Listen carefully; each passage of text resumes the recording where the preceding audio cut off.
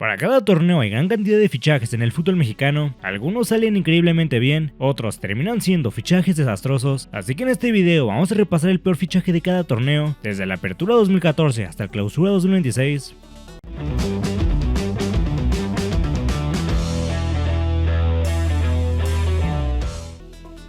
Comenzamos con el peor fichaje de la apertura 2014, el cual fue el que hizo Chivas por Ángel Reina. Chivas pasaba por uno de los peores años de su historia, peleando por no descender. La solución de Vergara, fichar al Pleitito Reina, mediocampista surgido de las fuerzas básicas del América, pero que venía de tener buenos torneos en el Veracruz. El fichaje salió en poco más de 4 millones de dólares, que terminaron siendo una pésima inversión. En su primer torneo, Reina no anotó ni un solo gol ni dio ni una sola asistencia. Con el tiempo tampoco mejoró, logrando hacer apenas 2 goles y una asistencia en 36 partidos con el rebaño. A finales de 2015 fue separado del equipo debido a su falta de compromiso. El peor fichaje del clausura 2015 lo protagonizó Cruz Azul. Para ese torneo la máquina desembolsó alrededor de 2 millones de dólares por Roque Santa Cruz, el máximo goleador histórico de la selección de Paraguay y con pasado en equipos como el Bayern Múnich, Manchester City, Real Betis y Málaga. Fue el fichaje bomba del torneo. Cruz Azul lo convirtió en el mejor pagado de toda la liga, duplicando lo que ganaba en el Málaga. Sin embargo, Roque no cumplió con las expectativas. Por lesión apenas pudo jugar 10 partidos en el torneo, donde hizo 4 goles, al no justificar su alto salario. Tras apenas un torneo en el equipo, Cruz Azul lo mandó de vuelta al Málaga. A mediados de 2015, Tigres peleaba por ganar la Copa Libertadores y se reforzaron como nunca. Ficharon a Guiñac, a Jürgen Damm, a Javier Aquino y a Kechukwu Uche. Los fichajes de Guiñac, Damm y Aquino salieron bastante bien, sin embargo el de Uche fue un fracaso total. El delantero de la selección de Nigeria tenía 31 años y llegaba procedente del Villarreal. Tigres lo compró en 4 millones de dólares, pero lo compraron lesionado. Tardó 3 meses en poder debutar en Tigres. Fue en un partido de Conca Champions ante un equipo salvadoreño, donde incluso anotó un gol. Sin embargo, ese fue su único partido en Tigres. Uche volvió a recaer en su lesión y se fue de Tigres sin haber podido jugar ni un solo partido en Liga MX. Tras apenas un semestre en México, Uche se fue y regresó al fútbol español. Pasamos al clausura 2016. Después de varios años, Carlos el Gulit Peña dejaba León. Chivas lo compró en 8.3 millones de dólares. Inicialmente al Gulit le fue bien. En su primer torneo anotó 7 goles en la temporada regular y parecía destinado a ser el nuevo ídolo del rebaño. Sin embargo, en ese mismo torneo, en la liguilla, falló un penal ante el América que dejó a Chivas eliminado. A partir de ahí, todo le salió mal al mediocampista mexicano. En el siguiente semestre bajó de nivel, logrando hacer apenas un gol y 0 asistencias en 21 partidos. Además de que sus problemas con el alcohol y sus constantes indisciplinas empezaron a ser más recurrentes. Por todo ello, para 2017, Chivas lo mandó de vuelta a León. Para la apertura 2016, intentando replicar el exitoso fichaje por André Pierre Gignac, Tigres fichó a Andy Delort, delantero franco-argelino, que era el goleador del Caen de la Ligue 1. Tigres pagó cerca de 9 millones de dólares por el delantero de 25 años, pero Delort estuvo muy lejos de ser como Gignac. Le costó bastante adaptarse al fútbol mexicano y apenas pudo hacer 4 goles en 16 partidos. Solo duró un semestre en el equipo y para principios de 2017, Tigres lo vendió al Toulouse por menos de lo que lo habían comprado.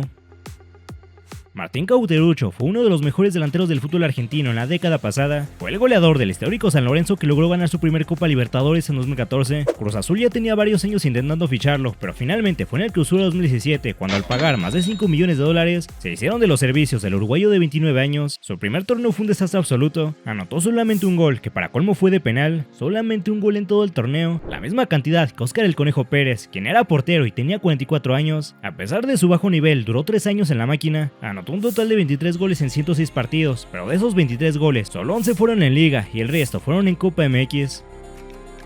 Cuando el Necaxa ascendió en 2017, ficharon a Edson Puch, quien acaba de ser campeón de América con la selección de Chile. El fichaje fue todo un éxito. Puch fue el mejor jugador del Necaxa y uno de los mejores jugadores de toda la liga, siendo reconocido como el mejor mediocampista ofensivo de la Liga MX. Es por ello que para la apertura 2017, Pachuca decidió desembolsar 7 millones de dólares por el chileno. Sin embargo, pareció que ficharon a otro jugador. Con los Tuzos, Edson Puch fue un fiasco absoluto. En su primer torneo terminó perdiendo la titularidad y terminó el torneo con solo 2 goles y una asistencia en 12 partidos. Tras apenas un torneo en Pachuca, la directiva lo mandó cedido al Querétaro y posteriormente en 2019 lo vendieron a la U Católica de Chile por apenas $500,000. Cuando se habla de los peores fichajes del América, sí o sí se tiene que mencionar a Jérémy Menez. Para el clausura 2018, las Águilas ficharon al delantero francés de 31 años, que había jugado en equipos como el Mónaco, la Roma, el PSG y el Milan, además de que había sido seleccionado francés en 24 ocasiones. Su primer torneo en México fue decente, con 5 goles y 5 asistencias en 14 partidos. Sin embargo, en el verano de 2018, durante la pretemporada, sufrió una lesión que lo dejó meses fuera de las canchas. Tras esa lesión, Menez solo jugó 7 partidos más en año y medio, y para colmo no anotó goles ni dio asistencias. Eso mientras era el mejor pagado del equipo. En el Apertura 2018, el peor fichaje fue el de Octavio Rivero al Atlas. Los rojinegros pagaron $4 millones por el goleador del Colo-Colo, esperando que sea su nuevo gran referente en ataque. Sin embargo, el uruguayo en los 9 partidos que jugó en el torneo no anotó ni un gol, no dio ni una asistencia y recibió 2 tarjetas amarillas. Tuvo más amonestaciones que aportes dentro de la cancha. Anotó 2 goles con el Atlas, pero ambos fueron en la Copa MX. Tras concluir su primer semestre en México, Atlas no le tuvo paciencia y lo mandaron al Nacional de Montevideo para posteriormente venderlo a Santos. En el último día del mercado de fichajes del Clausura 2019, el América hizo la contratación bomba. A sorpresa de todos, ficharon a Nico Castillo por $8 millones. El delantero chileno había sido el goleador de Pumas y uno de los mejores delanteros de la Liga Mexicana, pero después de fracasar en Europa con el Benfica de Portugal, regresó a México, no con Pumas sino con el América. Nico estuvo 2 años y medio en el América, pero en esos 2 años y medio apenas pudo llegar a jugar 27 partidos, en los que anotó 9 goles y dio 3 asistencias. Incluso falló un penal en la final de la Apertura 2019 ante Monterrey. Las lesiones le hicieron perderse torneos enteros y Nico nunca pudo ser en el América el goleador que había sido en Pumas. Para el torneo siguiente se consumó otra gran traición. Oribe Peralta, uno de los últimos grandes ídolos del América, firmaba con Chivas para la Apertura 2019. El rebaño lo hizo el mejor pagado de su plantilla y tenían altas ilusiones a pesar de que el delantero ya tenía 35 años. Oribe estuvo 2 años y medio en Chivas, 2 años y medio en los que solo pudo anotar 2 goles, uno en Copa MX y otro que fue en Liga pero de penal. Peralta nunca estuvo a la altura y terminó siendo uno de los peores fichajes en la historia del Guadalajara. De cara al Clausura 2020, la directiva de Chivas apostó por Uriel Antuna. El extremo derecho de 22 años venía de tener un año regular en el LA Galaxy del MLS, pero aún así Chivas decidió desembolsar $11 millones por sus servicios. Sin embargo, estuvo muy lejos de convertirse en la figura de Chivas. En 2 años como futbolista del rebaño, el brujo disputó 64 partidos y solo pudo hacer 6 goles y 9 asistencias. Se terminó peleando con la afición, con festejos provocadores que aumentaban aún más la tensión. En 2022 salió de Chivas por la puerta de atrás y se fue a Cruz Azul.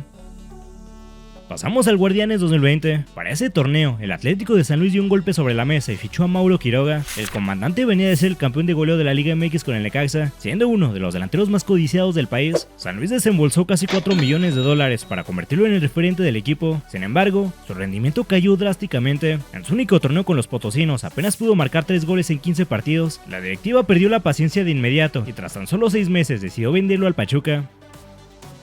Para el Guardianes 2021, Puebla se reforzó con Clifford Aguayé, mediocampista ganés que llegaba a cambio de $2.3 millones procedente del Tijuana. Aguayé ya llevaba varios años en México, pero nunca se había logrado consolidar. Aún así, Puebla decidió apostar por él, ilusionados con el nivel que lo había hecho ganar el Balón de Bronce en un Mundial Sub-20 años atrás. La apuesta sin embargo no funcionó. En el Clausura 2021, Aguayé apenas disputó 4 partidos, sumando nada más 97 minutos, sin anotar goles ni dar asistencias. Se mantuvo en el equipo un semestre más, pero su participación fue todavía más marginal, sumando solo un partido adicional antes de salir del club. Tan mal le fue al ganés que saliendo del Puebla se quedó como agente libre por 6 meses. Para la Apertura 2021, Tigres volvió a romper el mercado al traer a Florian Thauvin. El extremo francés llegaba directamente del Olympique de Marsella como un fichaje estelar de 28 años y con el cartel de haber sido campeón del mundo con Francia en 2018. Además, los regiomontanos lo convirtieron en el mejor pagado de toda la Liga MX. Sin embargo, su aventura en México fue una enorme decepción. En 3 torneos disputados, únicamente acumuló 8 goles y 5 asistencias en 38 partidos. A principios de 2023, la directiva decidió rescindir su contrato para liberar una plaza de extranjero. Ahora vamos con el Clausura 2022. Cruz Azul buscaba reforzar su ataque y ficharon a Cristian Tabó, el extremo uruguayo que venía de ser pieza clave del Puebla. Cruz Azul terminó pagando cerca de $3 millones por él, ganándole la partida a Rayados de Monterrey, quien también lo buscaba. Con ese antecedente, la máquina firmó a Tabó por 3 años. Sin embargo, el uruguayo nunca logró replicar en Cruz Azul el nivel que había mostrado en Puebla. En año y medio disputó 50 partidos, pero apenas pudo anotar 4 goles. En 2023, Cruz Azul se hartó de él y lo mandaron a Pumas. Para la Apertura 2022, Pumas sacudió al fútbol mexicano al anunciar la llegada de Dani Alves, el futbolista más ganador de la historia. Llegaba a la Liga MX tras finalizar su contrato con el Barcelona, con 39 años, pero con la ilusión de mantenerse en ritmo para ir al Mundial de Qatar. Su llegada generó un impacto inmediato sin precedentes, pero al final no salió como se esperaba. Con Dani Alves en el equipo, Pumas firmó uno de los peores torneos de su historia, al quedar en la posición 16, y aunque Alves fue de lo más destacado del equipo, lo que lo pone aquí es su triste final. Después de jugar el Mundial de 2022 con la selección brasileña, Dani Alves fue detenido en Barcelona por graves acusaciones. La directiva universitaria le rescindió el contrato de forma inmediata y así el brasileño pasó de Pumas a Prisión FC.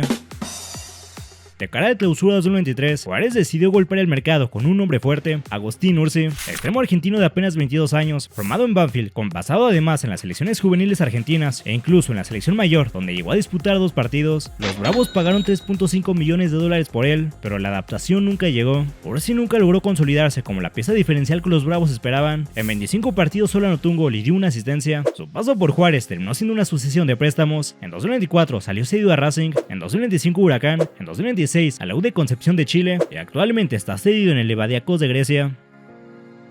Llegamos a la Apertura 2023, torneo en el que Juárez nuevamente hizo el peor fichaje. Los Bravos pagaron $8.5 millones para quedarse con Diego Baloyes, extremo colombiano que venía destacando en el fútbol argentino con Talleres de Córdoba y que empezaba a ser convocado por la selección colombiana. La apuesta de la directiva fronteriza era convertirlo en la gran estrella del proyecto, pero el resultado fue desastroso. Las constantes lesiones le permitieron jugar apenas 25 partidos en 2 años y medio, y en esos 25 partidos tampoco es que haya logrado destacar, haciendo solo 3 goles y 3 asistencias. Para 2026, Juárez lo mandó de vuelta a Talleres a préstamo por 1 año. A principios de 2024, Chivas trajo de vuelta a Javier el Chicharito Hernández, el máximo goleador de la selección mexicana, después de 14 años fuera del club donde se formó. El delantero llegaba como agente libre tras su paso por la MLS, con un contrato cercano a los $3 millones anuales. Su presentación fue histórica, con el Estadio Akron lleno para recibirlo. Sin embargo, Chicharito a sus 35 años estaba acabado, constantemente se lesionaba y dentro del campo aportaba poco y nada. A pesar de ser el mejor pagado de la plantilla, en 2 años Hernández apenas pudo hacer 4 goles y una asistencia en 41 partidos, terminando por ser uno de los peores regresos de la historia.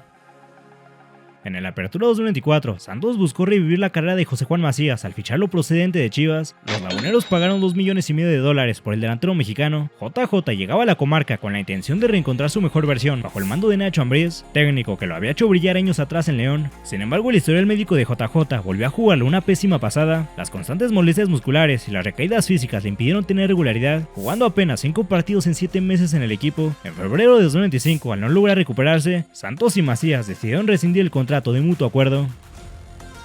Para el Clausura 2025, Rayados llegó al mercado invernal buscando cerrar su defensa con un hombre de jerarquía, y ahí apareció Carlos Salcedo. El defensor mexicano, con pasado en Chivas, Tigres y Cruz Azul, venía de tener un buen semestre como capitán de Juárez. Los regios pagaron cerca de $4 millones por el titán y le firmaron contrato por 2 años con opción a 1 más, pero la ilusión duró apenas un entrenamiento. El mismo día que se presentó con su nuevo equipo, sufrió una rotura de ligamento cruzado. La lesión lo dejó fuera por 10 meses y tras recuperarse apenas ha podido jugar 18 partidos. Durante la Apertura 2025, América rompió la ventana de transferencias al concretar la llegada de Alain Saint-Maximin, el atacante francés de 28 años, con un recorrido destacado en la Premier League con el Newcastle y un paso reciente por el fútbol árabe. Aterrizó en México rodeado de una enorme expectativa. Sin embargo, su rendimiento dentro de la cancha distó mucho del espectáculo prometido. El francés apenas pudo registrar 2 anotaciones en 11 encuentros disputados, perdiendo la titularidad a mitad de la fase regular. A principios de 2026 forzó su salida y el América le tuvo que rescindir el contrato.